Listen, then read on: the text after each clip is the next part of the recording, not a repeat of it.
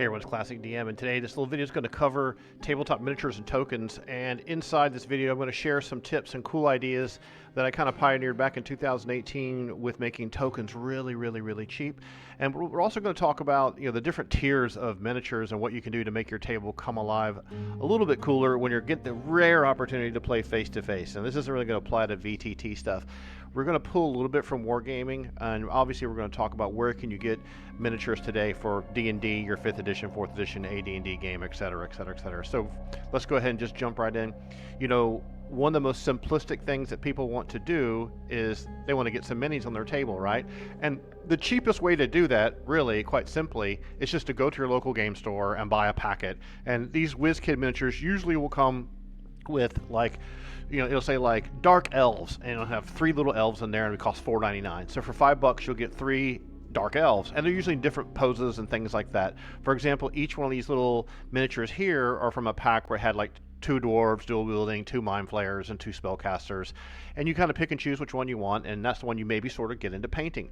We'll talk about painting a little bit too, but there's just so much better, cooler pro information on YouTube about painting miniatures. I'm just going to show you some quick and dirty, nasty, crappy tricks that I use that are more realistic for someone who doesn't have all day to sit around painting their miniatures, okay? Because miniature painting in wargaming and in D&D and fantasy gaming is a real full-time hobby.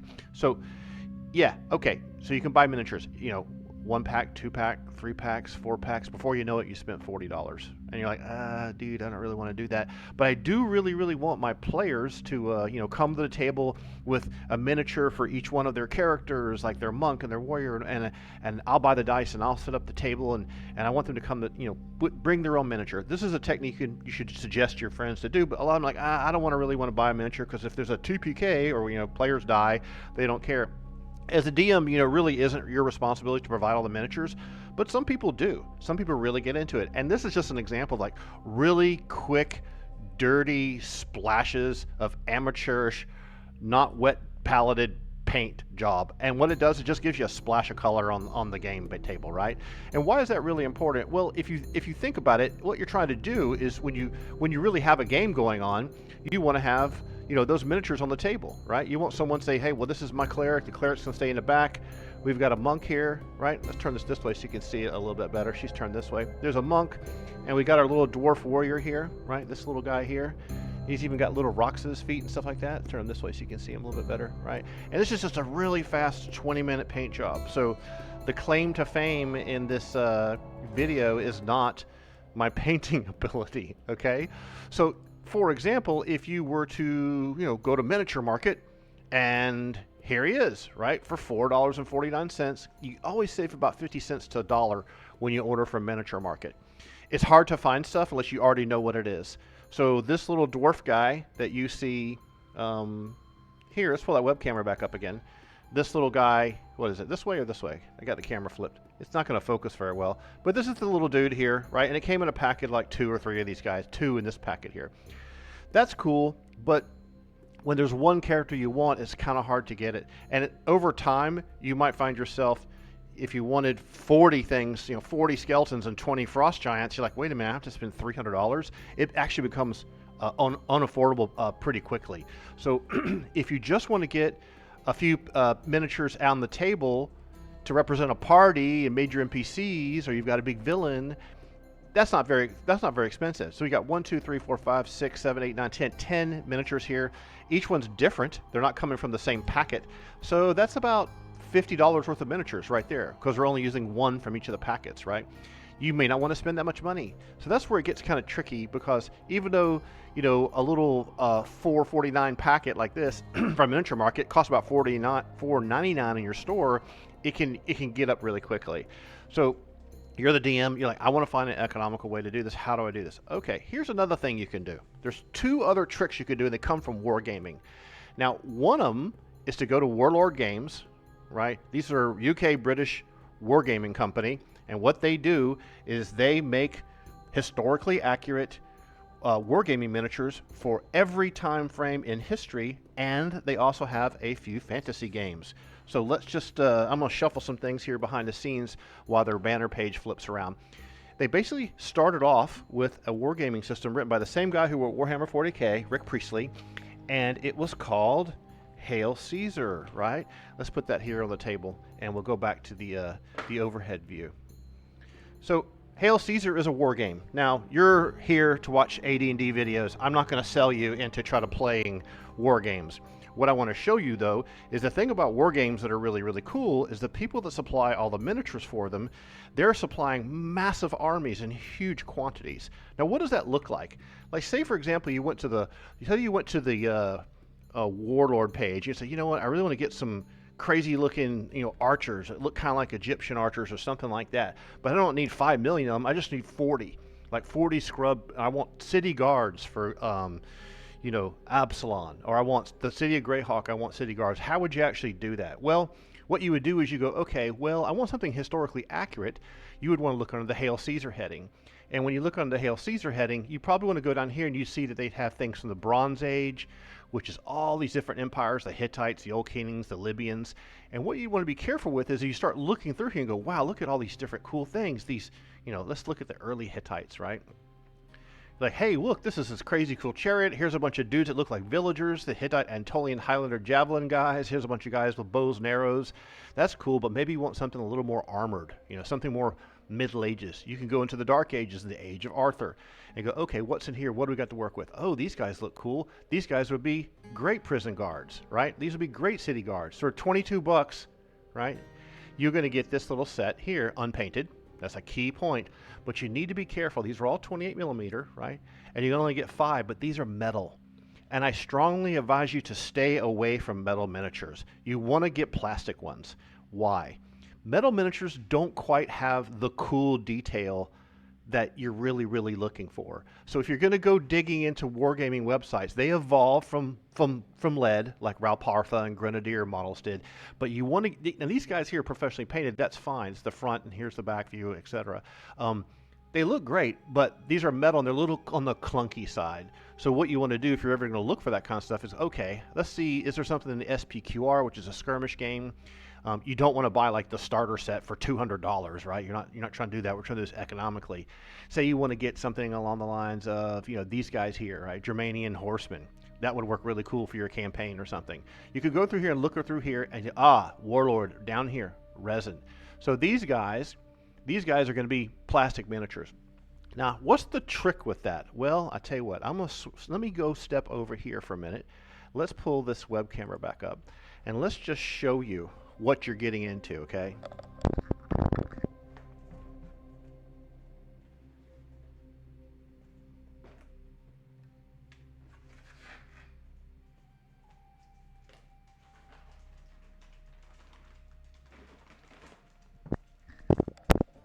This is the curse of every wargamer.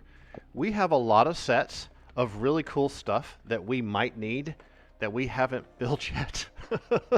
So this is example. Perry Miniatures is also a miniature company. This is $29. This is mounted men-at-arms, 1,400 to 1,500. There's 12 cavalry units, right? These are models that you would have to put together, right, to see what they look like. It turns this way, right? But what you're going to get is you're getting a model kit, right? So you're getting things you got to glue together with tester's glue. And the reason why they do that is they want, when in war games, the guys like to make different units with different weapon loadouts. Like, for example, for Decimation, which is on my to-do list, I have this early Roman legionnaires attacking 28 millimeter. This will make 25 highly detailed models. The Vitrix ones are low budget, very inexpensive. They come from the UK. They have a lot of really great details in them. I can change all the heads. I can change all the weapons. I can give them shields. I can give them cloaks. I can give them anything, all right? And this one here is for Germanic warriors. There's be good run-of-the-mill type guys. Now the problem is, as you can see, I haven't put these together yet and painted them, right? Because I know once I get started doing this, it's going to be a week. I'm going to spend a lot of time painting these guys and try to put them together. For example, when I was working on Decimation, I needed some Germans, and I needed some Americans, I needed some British 8th Army. So I started building some of these, right?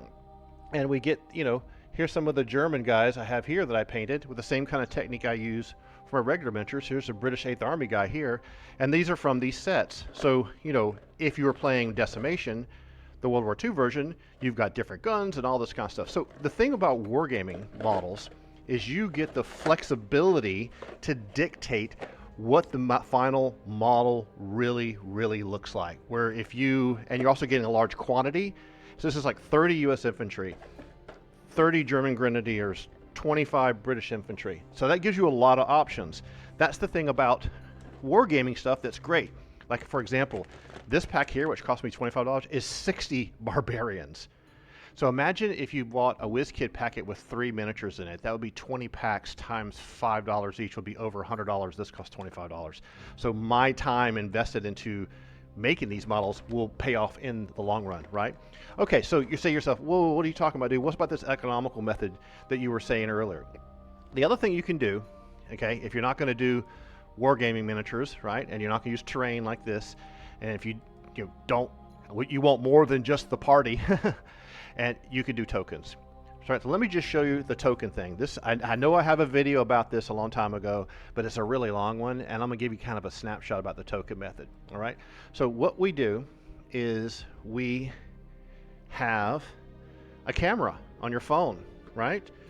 And you go into all your monster manuals, and you take pictures of every single thing that you think is cool, right? You take pictures like, this is the box for the Steading of the Hill Giant Chief, and the Glacial Rift of the Frost Giant Jar. I'll put our little German soldiers here guarding the edge of the box, the British guy next to him. So this is everything you need. It was the players, it was the Hill Giants, it was Yetis in the Glacial Rift, it was Ogre Magi, excuse me, the Orcs, all the Ogres, everything you needed. So how did I do these? Well, this little plastic case, which is great for storing miniatures in, I think these things cost like $2 at Michael's. It's in the like hand-done jewelry section, and they all fit and stack on top of each other in a larger box. I can get a bigger box that I don't have in the room to show you, and put 4 of these in here. Oh, sorry about that. If I wanted to, I could have lined these with felt so little things and little bips and bobs on the miniatures don't get broken off, right? So let's take a look at how do we make these. It's really quite simple. You take pictures on your phone of what you like, right? Like these are all pictures from Monster Manual, from 4th edition, some of them from other ones. Some of them are from my character sheets, so I have character profiles. I made it from Black Desert Online, whatever the picture is, right? You take a picture, and then you go into PowerPoint, and you put all the pictures rescaled to 1-inch diameter circles, and then you go down to and put as many as you can on one 8.5 by 11 sheet. Go down to FedEx office with like 50 of these things, 50 enemies on one sheet, like, Frost Giant, Frost Giant, Frost Giant. So on the sheet, with a Frost Giant sheet, it had, they're just jammed together like this, really close, just duplicated, duplicated, duplicated. This is a 1.5-inch diameter because I wanted the Frost Giants to feel a little bigger. But say you just had orcs, right? You took some pictures of all the different orcs in the monster manual, and then I put all the same guys side by side by side in a PowerPoint. Then I exported it as a PDF, went down my USB, handed it to the girl, say, hey, I want to print this as PDF. It's 5 pages. And she's looking at the pictures going, what's all this? So print it on cardstock, right? Because what you do is you take the cardstock, and let's pull up that high-res picture. And this cardstock, see here's Elephant EC and Mercedes and the other characters, Rinjar from my first season. You take the cardstock and you use a punch. So you can get a craft punch from Hobby Lobby, right? Craft punch might cost you $7.59. It's by Fiskars, the same brand that makes a bunch of, scissors and crap, right? So they make a 1-inch diameter punch, and you line that, hold it in your hand, right? You take that little punch, and you hold it in your hand, and you go punch. You take your sheet of paper, go punch, punch, punch, and you punch out all these little flat little, pictures of all your different enemies that you're going to do, that you're going to put onto a base. Now, what is the base? Fender washers. So you can get a little box of fender washers, the right diameter, 1 inch or 1.5, whatever you want to use, and you just glue it onto it. And then underneath the fender washers, if you want to, you can put felt on it. Now, the only reason I put felt on the bottom of these things is when someone's dead, I can turn them over. So let's just put a bunch of monsters here. There's a bunch of dragons and a Remorhaz and stuff like that. So let's take this ancient white dragon, and I can just turn it over. It's dead. It's also metal, so it's got a nice amount of weight to it. So when it's sitting on my board, the felt keeps it from chipping and breaking thing. In the beginning with my battle glass, they used to be made out of glass. But over time, I realized that doing them with plexiglass was much better. In fact, I'll even show you how to make that. We're on a roll today, right? Let's just put all these guys up here. And it's fun to have, as a DM, something, to represent what your enemies are. Like, where are they standing? What are they doing? So let's just get some of these guys out here, right? So each one of these is felt. So when I'm dropping them on this plexiglass, you're not hearing, that loud sound. So they're nice and soft. And so when they get killed, I just flip them over, right?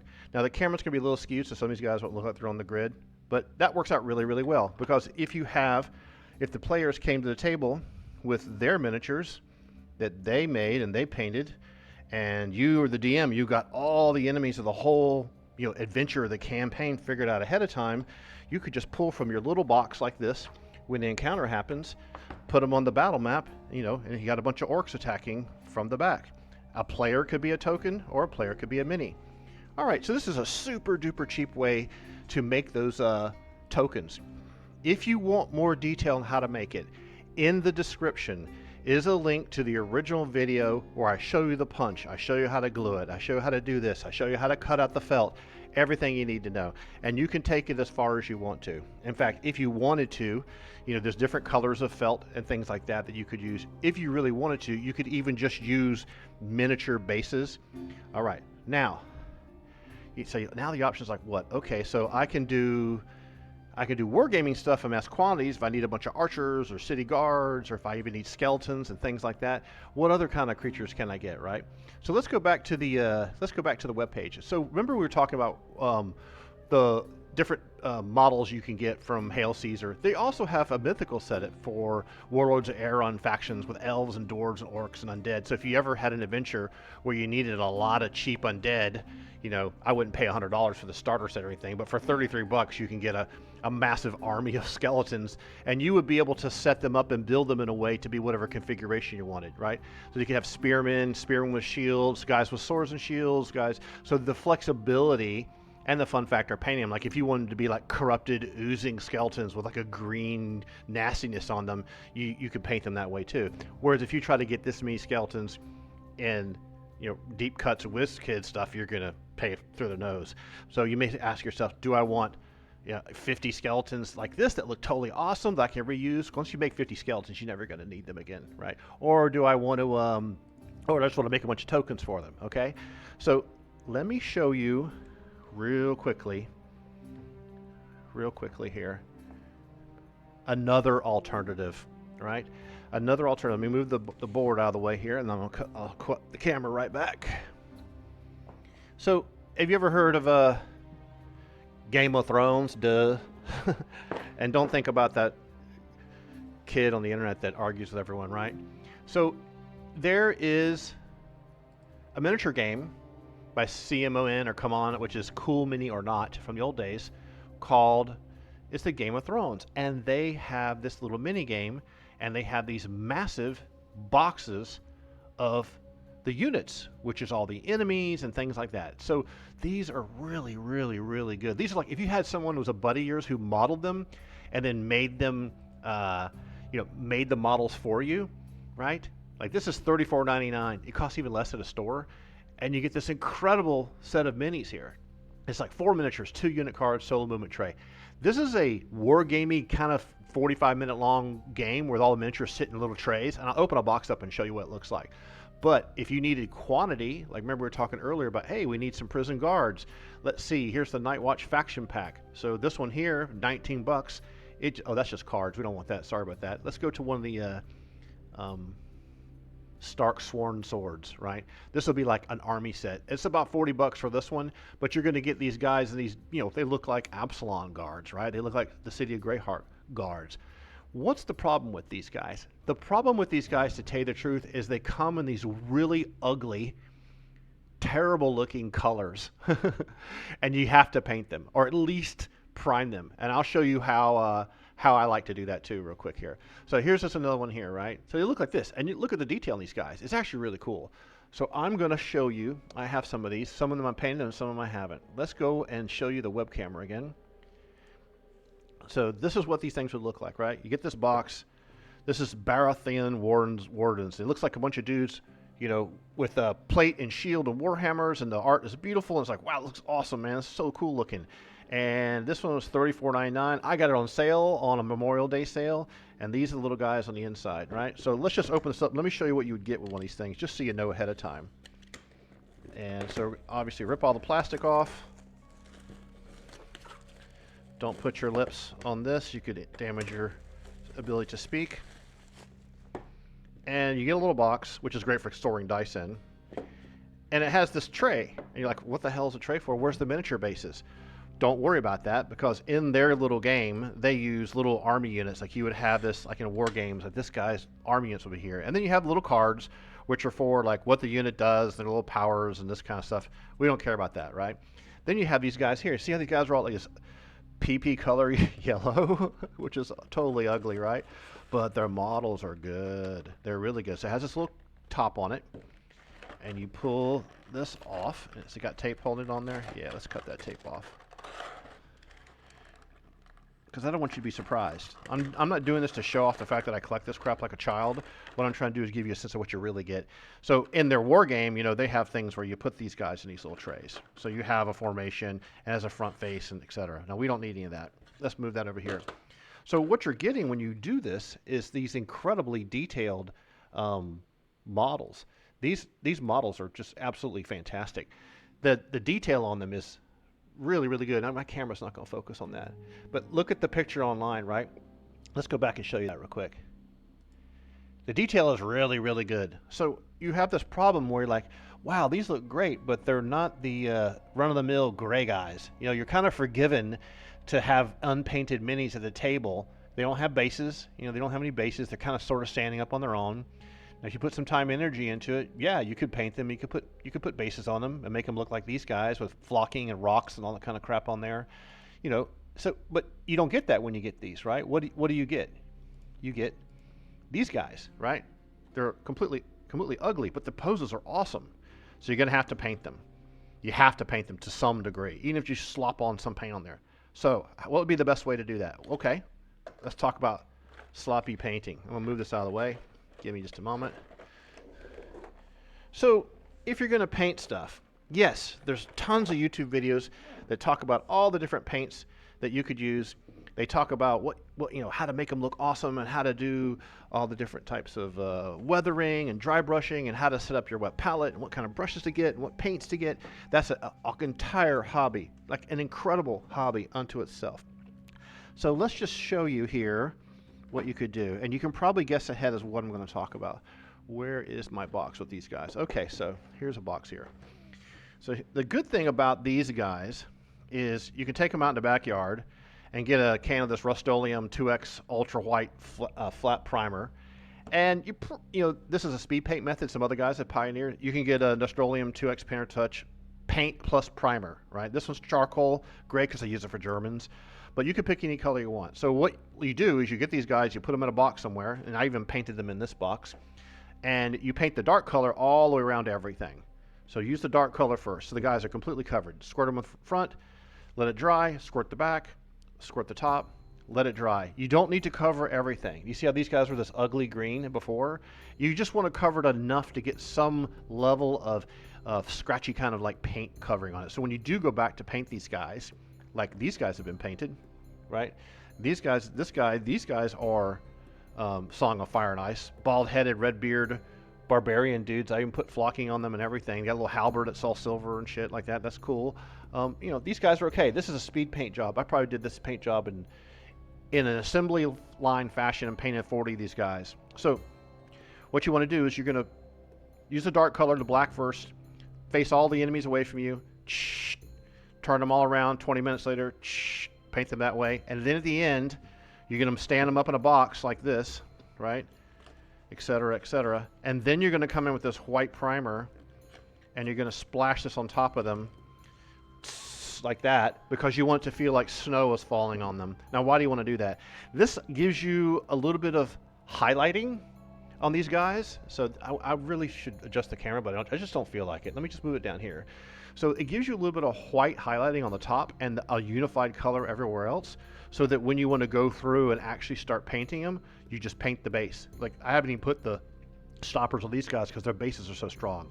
And then at the end, you can put some super glue at the bottom, goop some super glue here, don't glue your fingers together, and you take handfuls of flocking and sprinkle flocking everywhere, like a little light green, put some tiny little rocks from like an HO Railroad set that you can get from Hobby Lobby, you know, paint some basic black gloves and leather, and maybe some red, a little color, just to get them to jump off the page.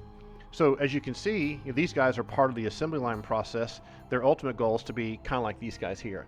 And this is because I need a lot of these. Because for Decimation, you know, I've got a lot of warriors and guards. I'm going to run one of the scenarios with my friends soon, so I need a bunch of guys quick. So that is another method you can do. Let's show you one more time where to get these guys, okay? So these are in the CMON website. You just search for it. And one thing you can do is you can go to the store, right? And when you look at the box, this is the thing that's really nice. Let's go back to the web camera. When you go to the store and you hadn't bought one, and you're like, I only got 34 bucks. I just need a bunch of guards for my, you know, okay, do I want Ironborn Weavers? Now, you're not going to play the Song of Fire and Ice game. Maybe you will, I don't know. You're looking at it, you're like, oh, this is pretty cool. This is $39. This other one over here is only $34. And you can see on the back, it tells you exactly what you're going to get. It even shows you the positions that they're going to be. In fact, let's see on the website, can you plan ahead of time and find the Ironborn Weavers in here? Let's see if I can find them. I may not be able to find them quickly. I always hate making you guys wait for stuff. Iron Makers. Can you see how many of these things are? There's like hundreds of these sets. There we are. So this is the set that I'm holding in my hand, right? Cool artwork. Aren't you a sucker for this artwork? I'm a sucker for this stuff. I just absolutely love it. It makes you feel like a kid again. 37 bucks. So here's a close-up. This is what these guys look like. Now, when you look at the back of the box in the store, you can tell there's like a dude dual-wielding, a dude kind of hanging around dual-wielding, a guy charging forward dual-wielding, a guy with a banner, a guy with over here, one axe is behind him, the other guy's behind him. That's really, really, really cool. Let's go back and look on the site like I was going to promise. So these are the Ironborn Weaver here. See? They're really good. They're really great minis. If you need enemies, you know, cultists for the Temple of Elemental Evil, these guys are in great positions. Fantastic. You're going to save money with how many you get. 13 miniatures for $35. I mean, you can do the math. It's like 3 to 1. So that's a really, really great method to do that too. Now, we talked about, you know, in the beginning, you could start with this, right? It's okay to do that, but in the long run, you're going to lose money. You could just pick for the heroes and maybe just use tokens for the enemies because they're disposable. And if you like that method, want more detail, let me know. There's another technique you can use. A lot of times we have a battle map, right? And we have an interior dungeon and we're running around the dungeon, and sometimes we're overland. So this is something I want to show you about overland adventures that you may not know about. And this comes from Wargaming. Wargaming guys, they have massive 4-foot by 6-foot tables. Let's get this paint out of the way. Hey, this is a cool. These two games here are really good. You should get a copy of both of them. Yes. Okay. So you're playing games like Lion Rampant. Whoa, sorry about the camera there. Or you're playing, you know, On the Seven Seas, right? That's a war game. Warlords of Aeron, you know, a fantasy war game. But listen, hey, Classic DM, I'm playing D&D and I've got an overland campaign. What can I do? Well, wargamers have invented these things. These are pre-printed cloth battle maps. This is a 4x6 battle map. And I picked the one that had like the splotchy grass and the little flowers everywhere. And what it really is it's really soft. It's felt. You could probably wrap it around you in the wintertime and feel nice. So these things work really, really good for outdoor terrain. And all you would really need to do is just, if you had a couple trees or a couple props or a little building prop, you can make it look even cooler. But that is a rabbit hole. Once you start making little walls and stuff like that, because there's like 30 videos on the web right now on how to make little Irish stone walls, how to make your own trees. You can even like go to a store and buy these things. There's a lot of people on Etsy who'll make trees and sell tree packs, but once you cross that boundary, you're going to find yourself going down a rabbit hole. But for those of you who like terrain and are using just a battle map, right, like a dry erase battle map or a little board like I use, when you transition to outside, it's kind of like, okay, well, you guys travel for a couple of days and you've arrived at the Temple of Elemental Evil. That means it makes it kind of hard to have an outdoor encounter. So here's a thing you can do. Because these things are fabric, and they're pretty sturdy, right? And they have this pre-printed design on it. If you really, really wanted to, you could even cut these into squares that are like 24 by 36 and spray mount them to a piece of foam core. You may not want to do that. You may want to keep the big thing, but if you have it laid out on the table like this and you fold it really nicely, you won't have any weird type of creases on it. So wargamers use these a lot, and then they put their scatter terrain on top of it. That's what that's called. So that's another technique that you can use, because sometimes big battles outside are a ton of fun, and as you can see, this thing folds up like a t-shirt. You just get rid of it. Okay, cool. I think I've covered everything I wanted to cover today, talking about miniatures, tokens. We talked about miniatures. Cool if you're going to have a small party and people are just going to buy the ones they want. That's great. We talked about, you know, the wargaming mat, how that works great for outdoor terrain. And of course, we talked about the cheapo, ugly token system. If you have any questions about that, I'll put a link to the old video. I'll be happy to tell you how it worked. And you know, we've kind of told you, like, you know, where can you get these things? You know, at the CMON website, Cool Mini or not, this is where you're going to get the Song of Fire and Ice stuff, right? And they have all kinds of games here. You can go to the Warlord game site and search through all the different time periods and see if you can find, see if you can find miniatures that will work for you if you need a large quantity of enemies, right? We talked about Hail Caesar stuff. Hail Caesar stuff is great for the Dark Ages, medieval Spain, and things like that. So if you want something to have a historical flair, you know, we also talked about how to be careful. Like, these guys here are amazing, but this is made to order metal, so you might have to wait a while. There is a USA distribution store for Warlord, so if you really want to get in here and dig around, you can get everything. And of course, we don't talk about it too much here, but Bolt Action is a fantastic war game, all set in World War II, which is exactly what my Decimation game is, right? So that's the thing about the two games that I designed and created. You should check them out sometime. Is this one's purely World War II, great for 28 millimeter miniatures, and this is all the ancient world, all the way from 3200 BC all the way up to 1600 AD, or current era, how you want to describe it. Okay, I hope you had fun with our crazy spasticated video today. If you want to know anything else about any of this kind of stuff that we talked about, leave me a question down below in the comments, and I'll do everything I can to help you. Don't put super glue on your mouth. Have a great day. We'll talk to you later.